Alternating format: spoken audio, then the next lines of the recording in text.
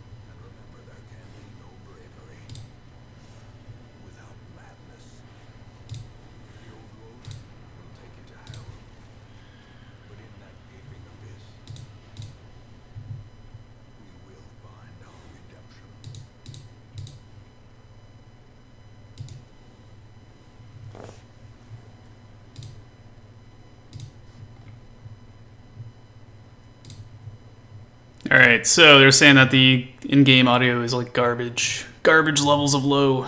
Let's figure out why.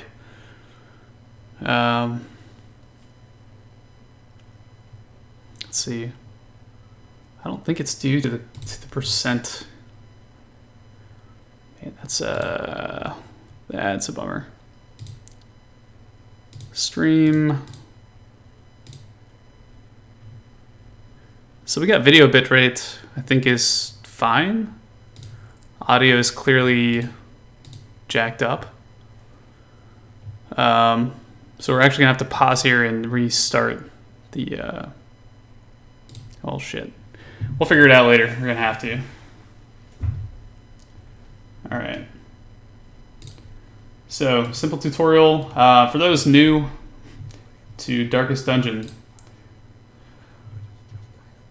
Oh man, this guy's gonna be talking a lot.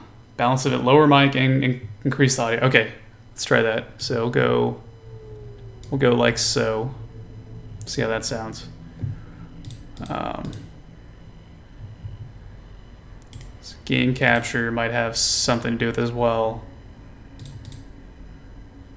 Gain capture 2. All right. I think it's that's what I got for now. Hopefully that did something. So yeah, for those who are new to the Darkest Dungeon, it's pretty simple gameplay loop. You're going to be basically have your exploration phase, which is what throws you right into before you even get to the town. So dispatch this thug in brutal fashion, that all may hear of your arrival. So that cutscene was kind of like you're on the way to town and you get ambushed by some bandits. Pretty simple setup.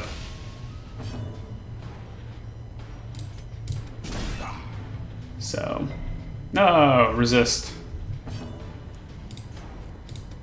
Their formation is broken. Maintain the offensive. The Highwayman is excellent damage, which is great. Kind of gives you like a little pretty easy tutorial.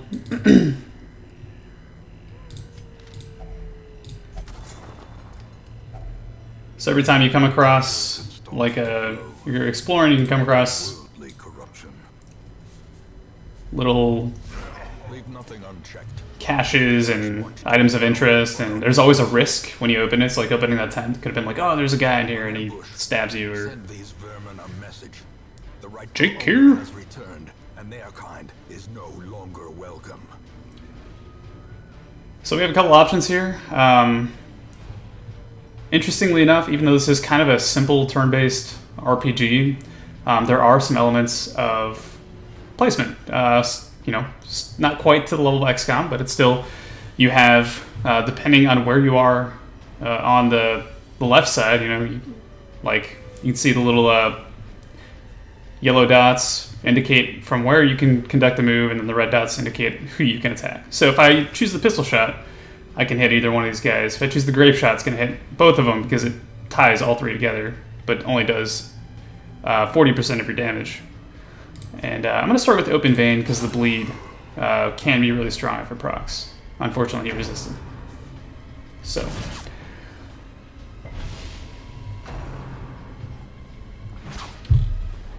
One thing I did not think about is how difficult it is to explain exactly what's going on.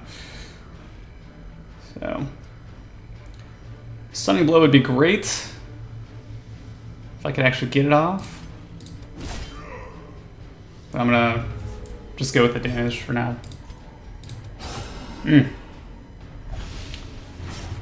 Crit.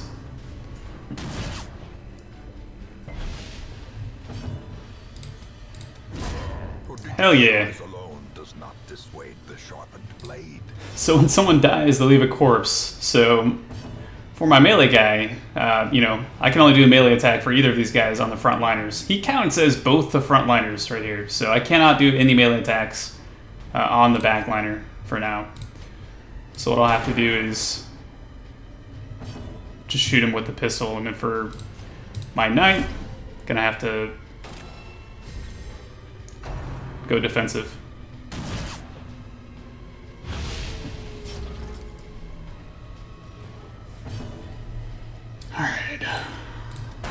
Boom. Surges as the Too enemy easy. crumbles. So we get gold, medicinal herbs, bust, jade. So for now we're going to continue adventuring because we have a little treasure chest here that would be probably advantageous to try and open. So the bust is just a kind of a resource item. It's not going to amount to anything else. And then the jade is gold. It's going to sell automatically at the end of this run. Boom. And there's your first trap. Blight. It's a poison. It's great.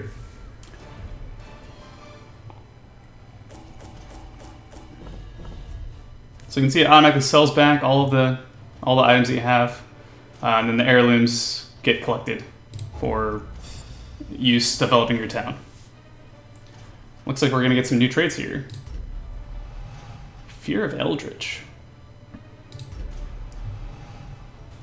Excellent.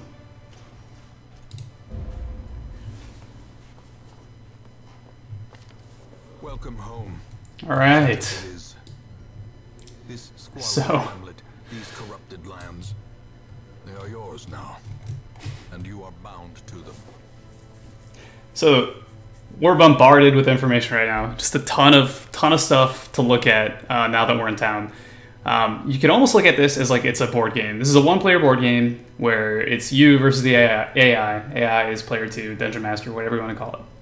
And the guy who you hear, he's always saying stuff like the commentary, into the dungeon. That freaking guy. He's this dude that's like clutching his head over here on the right-hand side. He's kind of a little bit crazy, and he's probably tired of being the, I don't know, what is he, the caretaker of this town? Yeah. So he's kind of got a couple of tasks that he's like, hey, you know, if you could kind of knock this out for me, that'd be great. Just a few things, you know, just a few simple, like 50 freaking things that he'd like us to do. And then I guess this is my personal roster goals, just kind of to get one of every class up to level 6, which is the max level in this game. So one of the main sources of tension is when you raise your guy to level 6 and you have to like go and journey with him and you're like really attached to this dude and he goes down. It can get really intense. So we got a graveyard here. It's gonna covered in the poisoned earth, awaiting merciful oblivion. It's gonna fill out in time. You will know the tragic extent of my failings. Ancestors' Memories lets you go back and view past cutscenes. Every building here has a purpose. Mostly going to be to kind of build on your characters as you unlock stuff, and then kind of maintain them as they experience the trials and tribulations. All right, so we got a stagecoach. Soldiers and outlaws, fools and corpses. First thing we're gonna want to do is fill out To us now that the road is clear. our party with at least 4 people. And this is actually one of my favorite loadouts, surprisingly. You know, it's saying, hey, the only thing to do now is to embark. But, well, I guess at the next screen we're going to actually configure how our guys are, like the formation, so to speak.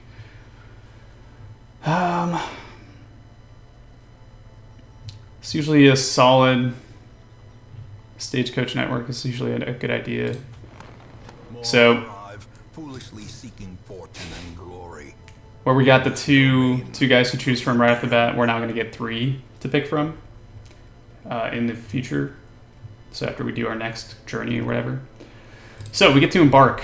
It's going to A mecca of madness and morbidity. Your keep throwing info at us. This narrator's like getting on my nerves.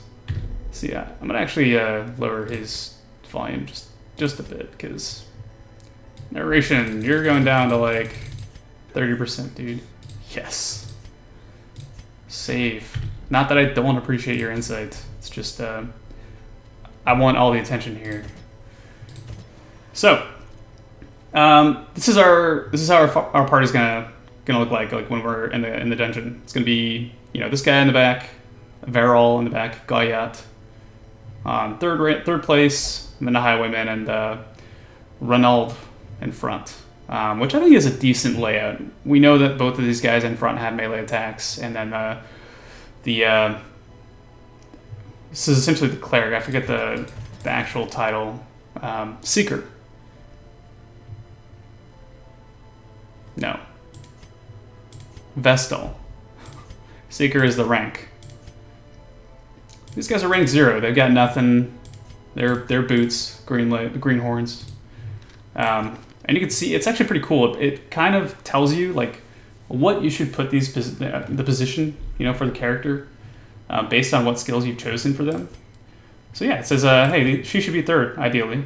This guy should be either 3rd or 2nd, and obviously this guy needs to be 1st or 2nd. So typically you want your melee and tanks in front, your range guys and supports in the back. And every once in a while you'll have a Vestal who's actually got some of the melee skills and wants to be in front of or like a 2nd position instead of 3rd. So we're gonna go right into the ruins, and we'll go to the provision phase. So once again, going off the board game model, this is kind of your preparation stage for getting ready to go into the dungeon. So a couple things to note is that all of these items that you're offered are pretty much just for use in the dungeon only. They're like, hey, useful little things. Some are necessities. Food is absolutely a necessity because your guys are gonna need to eat. And if they don't have enough food, they're gonna start taking damage and morale is going to decrease, which interesting. I don't know what makes this game so compelling is that morale is almost more important than health. Get I don't know, usually I'll go like really safe, get like 6 or 7 torches. This is the first mission, so I think I'm okay with just the 5, and then I can get probably 6 food, probably get away with that. And I mean, I really don't usually use bandages, medicinal herbs, laudanum, and holy water, at least not in the beginning, because you just don't need that stuff. So,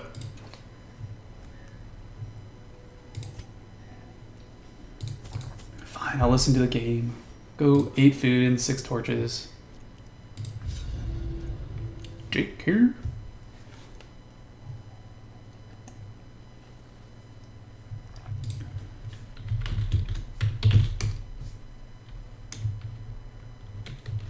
Damn it. There we go. Alright. So here's our minimap. Kind of lets you plan like how you wanna travel. So our job is to explore 90% of rooms. So keeping that in mind, we're gonna want to strategically choose how we want to explore through the dungeon. So I think my approach here is going to be to take kind of a linear path, just go up, up, up, right, right, down. And we can skip this room in the middle just because we don't need it, and it's going to cause us to kind of go out of our way. And the further you travel, the more torches you use, the more dangerous it gets, etc. Just overall bad time. This whole game is a terrible time. It's really, you gotta be some sort of masochist to play it. So here we have a torch. You can pick which character opens it. Excellent. If you keep an eye on the top here, right now we're at Radiant 82 torch. Every time you use one, it increases it by 25 of the 100 max. So now we're down to, not yet.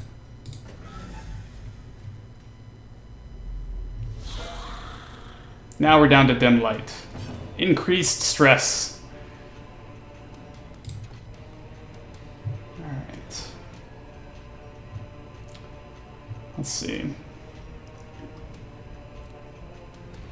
So, every monster is going to have its perks, pros, cons, whatever. These guys can't bleed. They're skeletons. Why are they going to bleed?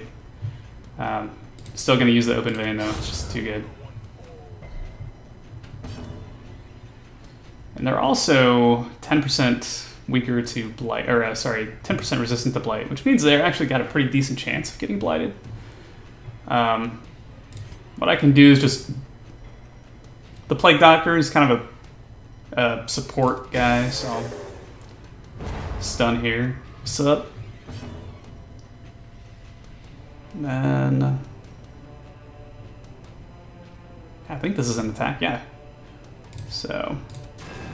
Miss, of course. He is Unholy type, so it's going to take plus 15% damage from my Crusader, who's got a base damage of 7 to 14, so this thing should die. No, it won't.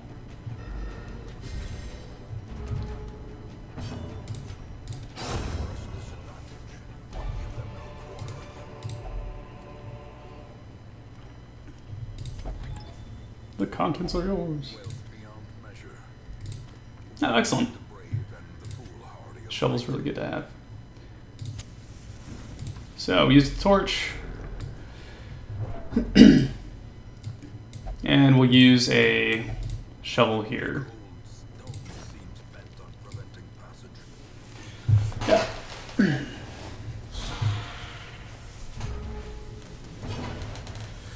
All right. These guys, the Acolyte, man, that dude is pretty brutal. Pretty good. Can actually Grape Shot Blast them all, so I'll go ahead and do that. And then Disorienting Blast. Hopefully stun. Excellent.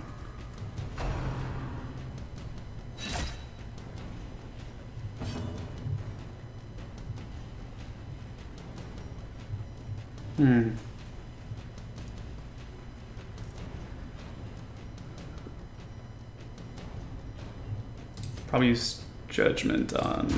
yeah. Pumping the Knight.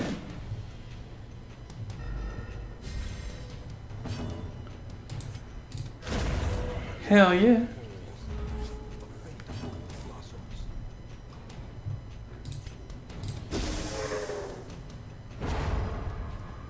Awesome. I think it's safe to just heal the Crusader. Kind of keep him topped off here.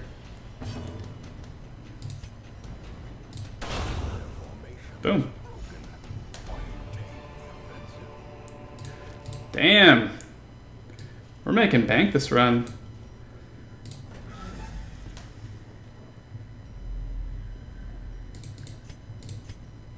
Alright. So it's just an empty room. It happens. So if we let the torch continue to go down, it's kind of like a it's like a risk reward. The rewards are going to get higher, but the risks and the difficulty of the monsters increases significantly.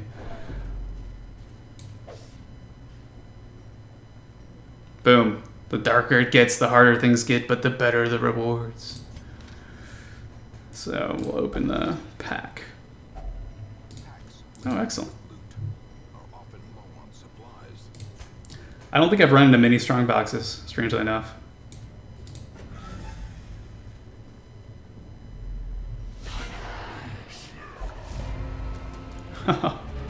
Awesome. So, kind of have a choice between Disorienting Blast and Plague Grenade. 4 points a round on damage. So I think that's... well, nope, sorry, it only deals damage to the one.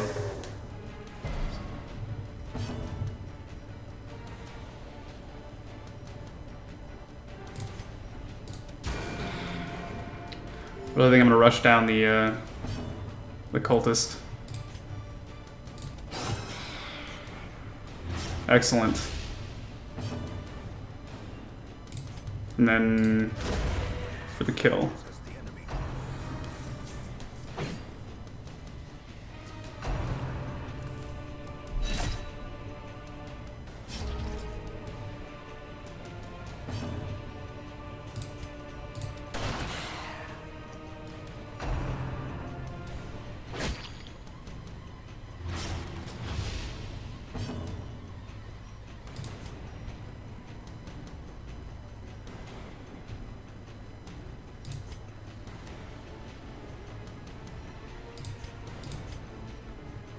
Hmm.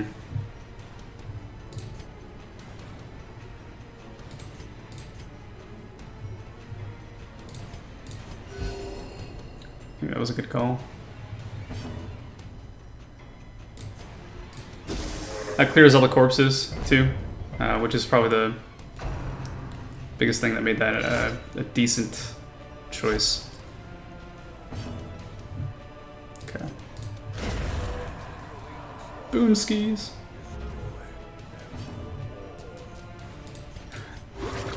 Heal for one.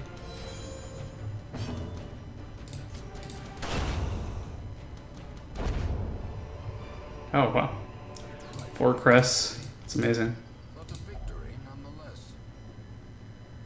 Oh yeah. So with the chest, I forgot that's how it works. You can drag the key to the chest, and it'll make the rewards better. Yeah, unlocks a hidden compartment. That's excellent. No, I remember that I hadn't figured that out on PS4 until like, I don't know. It doesn't really explain that at all, so I never got that. Gonna keep it light. Wow. So 19, she took 19 stress damage. They've got a total of 100 on the 200 on the stress meter.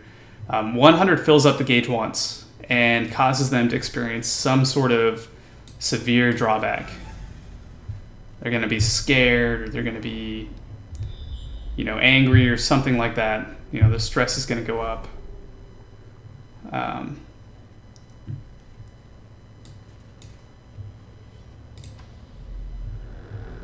So, I mean, ideally, we won't experience that, but... Glittering gold, trinkets and baubles Oh, are you serious? pour in blood. Oh my god. So what is this guy? Kleptomaniac, man. That's what he does. So he just, on his own accord, opened that backpack. Took the shit for himself. It's like, let's see. Seems like I like to lean back a little bit here, so, yeah. So right there, we're already experiencing how dank this dungeon can be. It's wonderful. Alright, so you can choose to eat, regain health, or you eat nothing and take 20% damage. It's a pretty easy choice when you have the food to fund the meal. Alright. And we're going to go to the very last room here.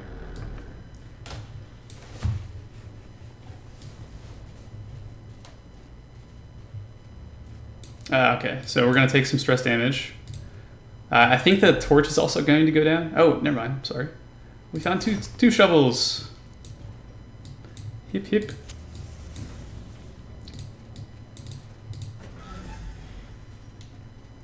And we're going to have a fight in here. They are surprised. So this is a case where I think Plague Grenade is going to pay off. So we got 10% blight resist on both of them. Essentially, it's going to be damage over time. 4 points per round for 3 rounds. And the 1 initial damage. So I'm probably going to ignore those two in the back. And just kind of go for these guys here. I mean, Grape Shot would be pretty great. 40% of your damage, that's technically 120%. Why not? That's 8 damage. He would have done 8 damage to one of them, I guess. So it's kind of a...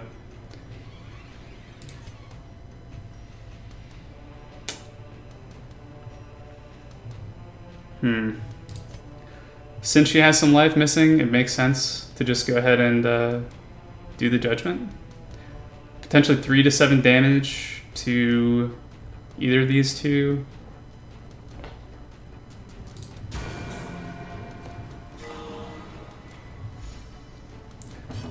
Crit takes off a little bit of stress. That's great. So with this damage mod of minus 40%, he's going to be dealing 60% of his base damage to 2 enemies for a total of, 120%. for those mathematically inclined. So much math, so difficult.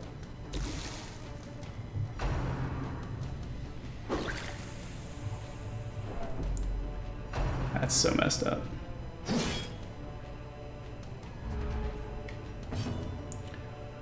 Okay, open vein. Oh my goodness, beautiful. It's got no stress.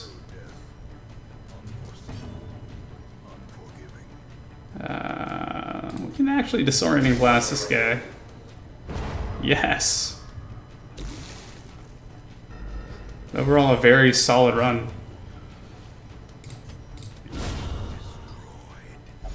That's great. So that's from the victory for winning that battle, and we're gonna get a chest here. So once you complete your quest, you can return to the hamlet immediately. This screen pops up and it's like, hey, you want to go home because dungeons are terrible. But if you've got a chest in the room, or you know that there's something somewhere else in the dungeon you want to get, just make sure you continue adventuring. Grab the chest. We don't have any more keys, but we can still open it. And now I've gotten 6 more heirlooms for free, essentially. And we go back to town.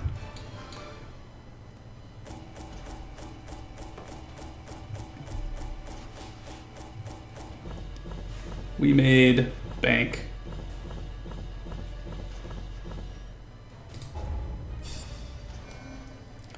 I'm already not a fan of Ronald, man. That kleptomania was just annoying. And our cleric is now going to be our Vestal. It's now going to be a melee Vestal. Slugger is like, that's a really good perk. 10% additional damage. Not on the character I'd like it. However, it's I'm not gonna complain. Shield Breaker, that'll be cool. So we'll take it. Yeah, we'll take the Jester. It's always good to have one of those. And I'm not gonna go for the Highwayman yet, since we don't really need it. So this is where, this is the tavern. This is where your guys essentially, they recover from the stress of their adventures. So, you can either drink, gamble, or go get a prostitute. And they each cost an increasing amount of gold. So it's basically, I mean, once again, it's very board gamey. Not a bad thing at all. I love that about this game. In that there's a clear, advantage to each decision. Obviously, this is incentivizing you to go for the cheapest option first. And the more guys you have that are needing to recover from their stress, the more expensive it's going to be for you. It's just kind of natural progression of, game mechanics. So where this comes into play is that characters will have certain flaws that they end up growing into, such as, I wouldn't call it a flaw, it's quirks, rather, it's what it's called. I won't drink, or I refuse to partake in pleasures of the flesh. So you can't take her to a brothel anymore, you can't gamble with her anymore. She's good, though. She's like, yeah, let me drink my worries away, this is what I want to do. We could also upgrade the bar. Or the tavern, writ large. And first upgrade increases the stress recovery, and then additional ones will allow you to unlock the additional slots over here. It's not really a priority for me, especially with how much or how little stress that we have right now across all of our characters. So I think I'm gonna look at other stress relief options first. Now the Abbey is the Abbey is similar to the bar. Same thing, same idea. It's just the religious way of getting rid of your stress. And then if the caretaker, he lives in this town, he inhabits the town, so of course he's going to be using the various amenities, right? So eventually, every once in a while he'll be in the way. He'll be like, hey, I wish I could pray, but, this dude's being a jerk and he's taking that spot. So we don't have anything else right now. We actually don't have any... we have to complete more quests to unlock any of the other amenities of this town. Once we unlock the blacksmith, we can start adding weapons and armor to our characters. The guild will allow us to develop their skill trees, so we can start unlocking these, which is wonderful. Honestly, it's one of the best parts of the game. And then Survivalist will allow you to unlock the resting perks, which is the perks down here. So like if I'm camping, Varol can go ahead and give us a pep talk or experiment with the vapors, or what have you. Actually, we're gonna rename. Yeah, Varol is a little awkward to pronounce. I think Shazer is a bit easier. And then this guy's name is also Ronald. Doesn't really float off the tongue well. He's real greedy, so I'm gonna call him Slacker just because I feel like that's an apt title. And then Liborg. How do you even what's the pronunciation of that? What's the deal there? It's obviously more of a fop. And we'll make him blue. Yeah, it's not blue. I don't want blue. I like the gray. Gray's good. All right.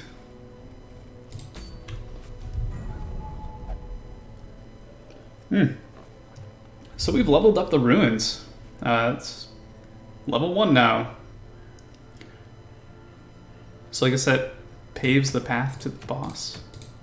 Still fuzzy on that mechanic. All right.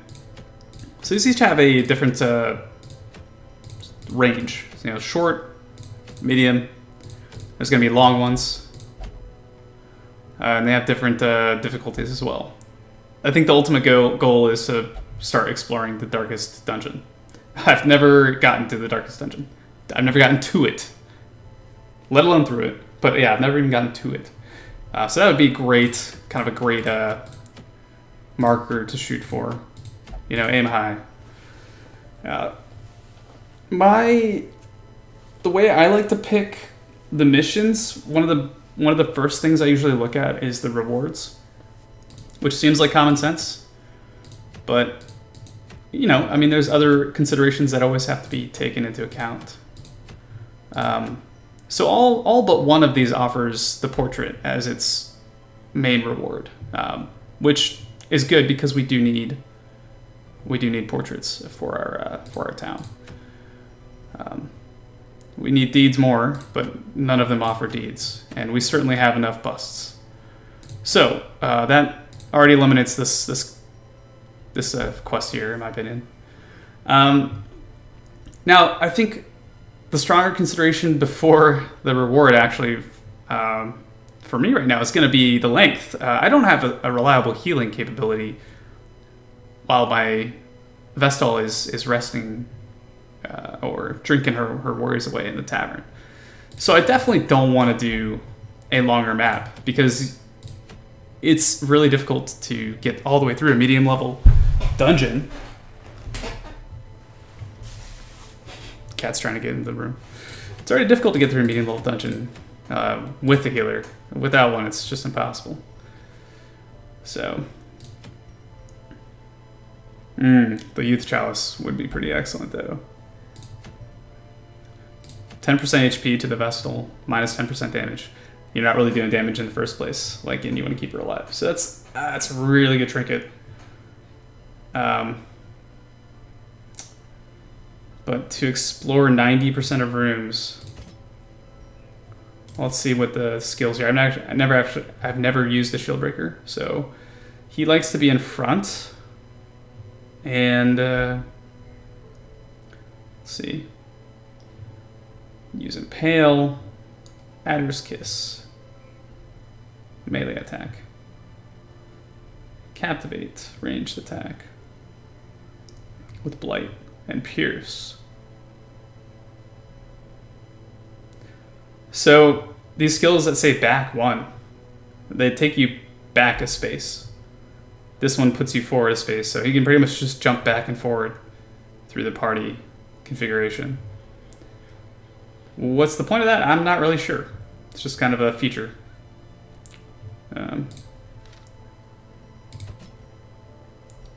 I guess we can kind of try him out.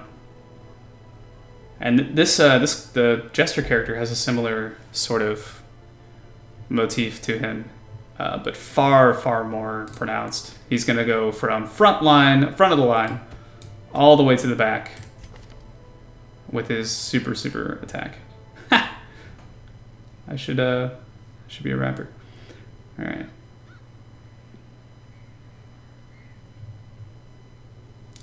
Tracking shot is used once per battle.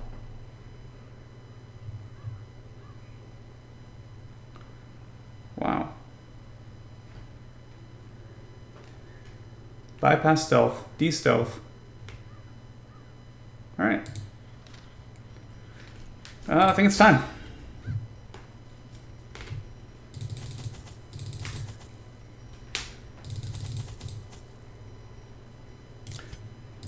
I think we're good with 5. We didn't use hardly as many as I thought we would last time. 1 shovel. Yeah, we need a shovel. We don't have a healer.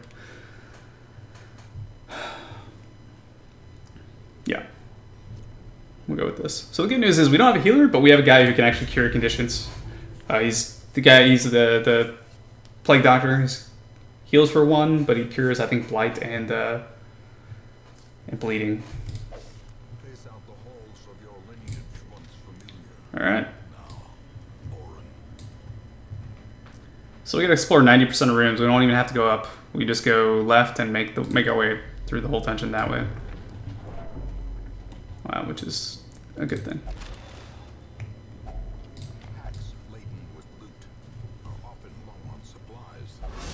Oh,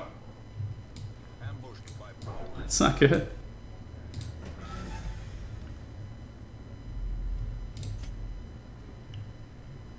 All right, moving on.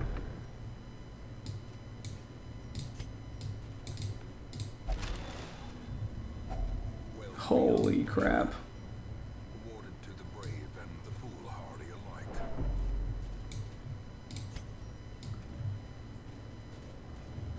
Man, this dude is just getting wrecked by traps. What the hell? Both times. This is already an entertaining run,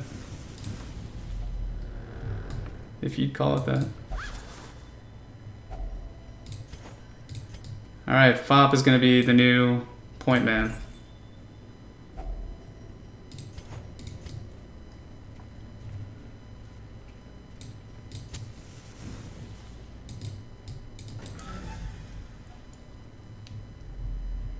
Yes! Scouting is great. You have a chance to scout every time you go into a room. The chance is higher if you have a torch that's like pretty lit up. So it's good because we know that we're going to go into an encounter on the next room, and then we also know that we have an encounter before the following room.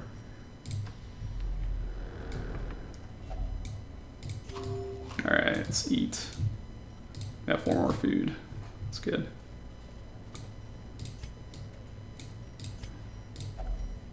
Decorative urn. I don't think you can even do anything else.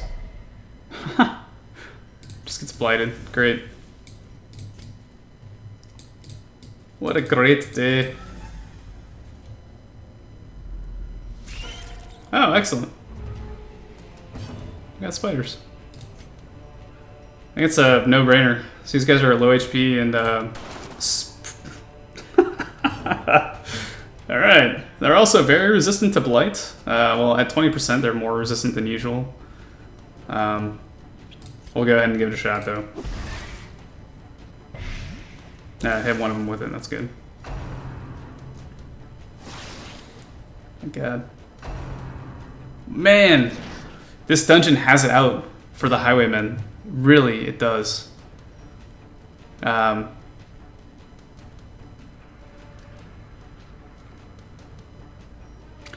So, let's see, base accuracy 90% with armor piercing, moves in forward. I think let's go with that.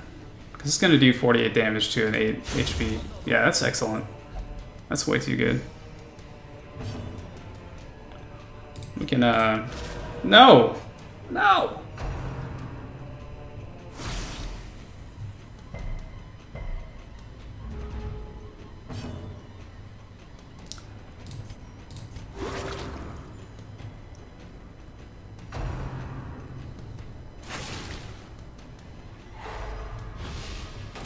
And he's marked. That was my grape shot. That would have been an amazing grape shot. Oh! Just destroyed. It's excellent. It's trapped? Dude. Uncool. Let's see what we got here.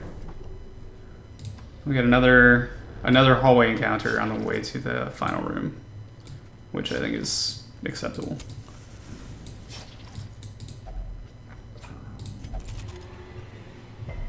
Oh man.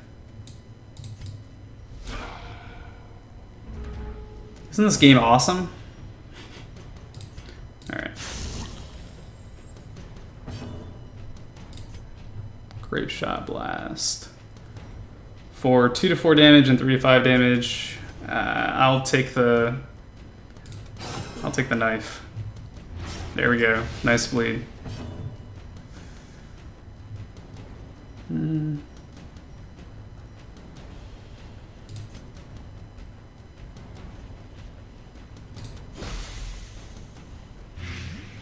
Nice.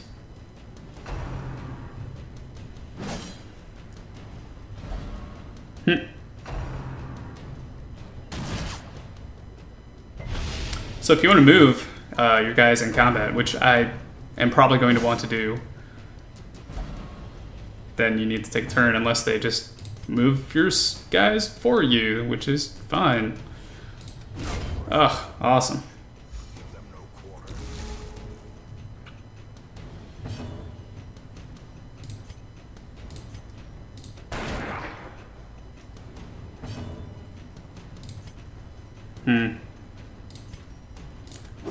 Play grenade for the win. Yep. Both should die on their next turns. Oh, that's cool. That was really cool. Success so clearly in view. Or is it merely a trick of the light? Okay. It's, the pack has a map inside. Great. Ah, thank goodness. So it looks like... So, I mean, the red encounter in the hallway, they can randomly appear, but as long as they don't, this should be the last encounter. Just a bunch of bugs. So...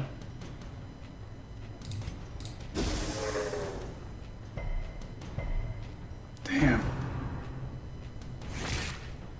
Stress nibble. And they've got 6 HP. Let's try and take them both out. That's fine.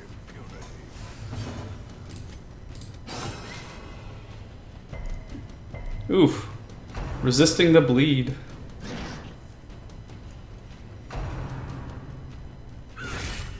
Damn. It's gonna take, yeah. The crit hits. Guy takes a pretty good amount of stress damage.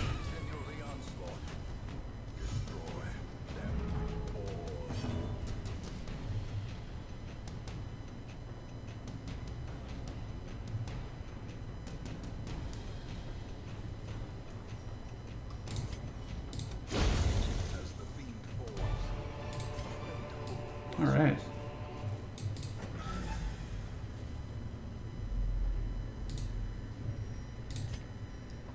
And last but certainly not least, let's hope for the best. We're out of torches.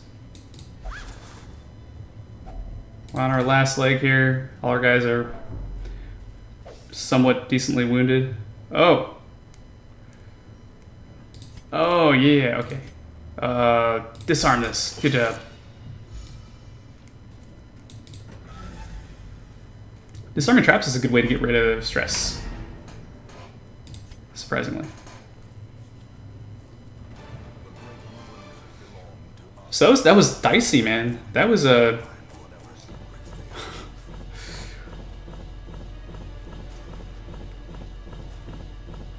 Wow, that's awesome. So with no healer, you can see you're kind of on the edge for a while. So this guy wants to go to a brothel if he is too stressful or too stressed.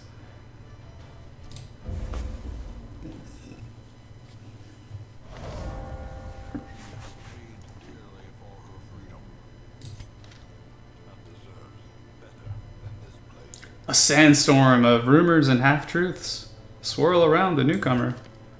What does that mean?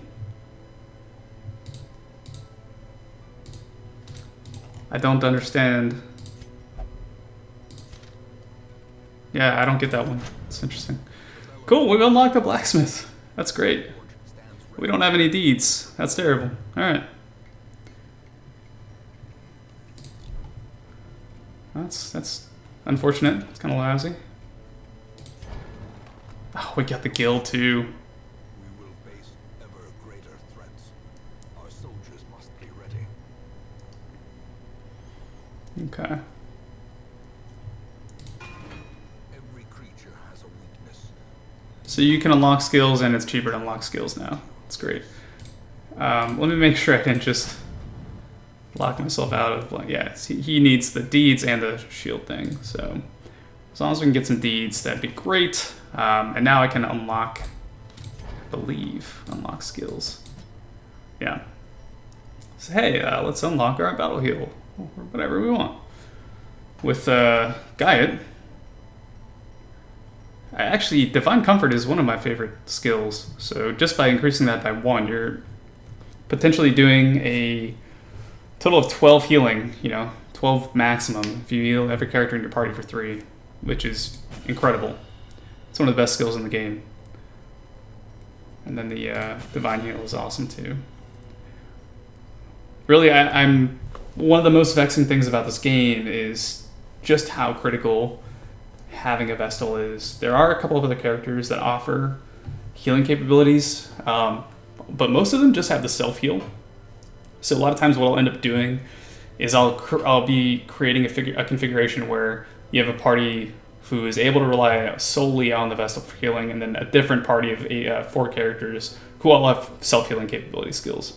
So that's the best way I've found to balance it. I'm not like a pro or anything, and I don't go looking for information about the game. So there might be a better way to optimize the layout of your characters, but that's my favorite way to do it. This man understands that adversity and existence are one and the same. Man, I can't do the barracks yet, just because we need the deeds for the blacksmith. Trinket inventory, yes indeed. We got nothing decent. But yeah, that's about it for now. I think it was a really good first kind of foray into this adventure. I certainly feel the benefit of having been exposed to this game already, and then starting a new run. I'm already at 16,000 gold. I think I was like really, really hurting for gold, and all my guys are stressed out by this point.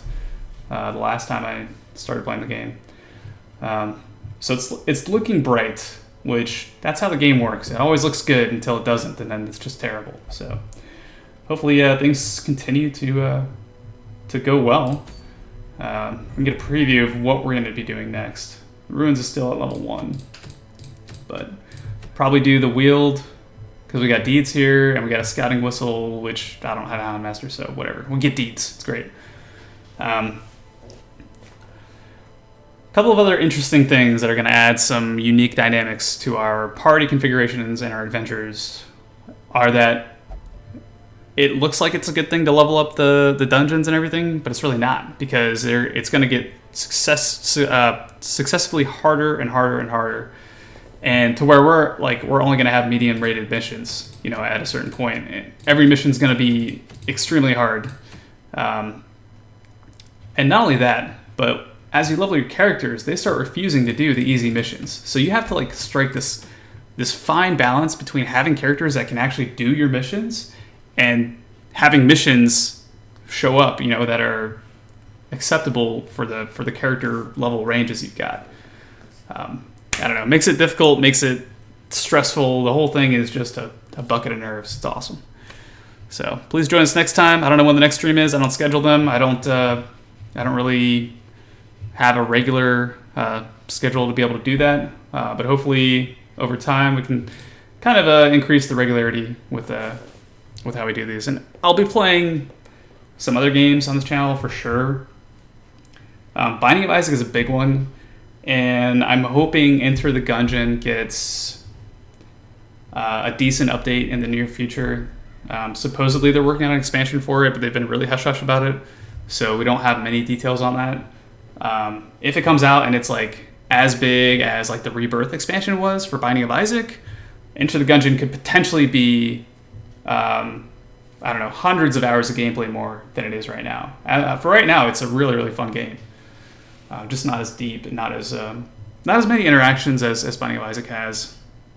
So I think people who are drawn to that genre will naturally just sort of play the best game in the genre. And then finally, I'd like to play some RimWorld. I need to download that game again. But that's kind of one of the first games that I really got my start doing this kind of thing with. And it'd be a lot of fun to kind of get back to it. So, but yeah. Thanks for joining.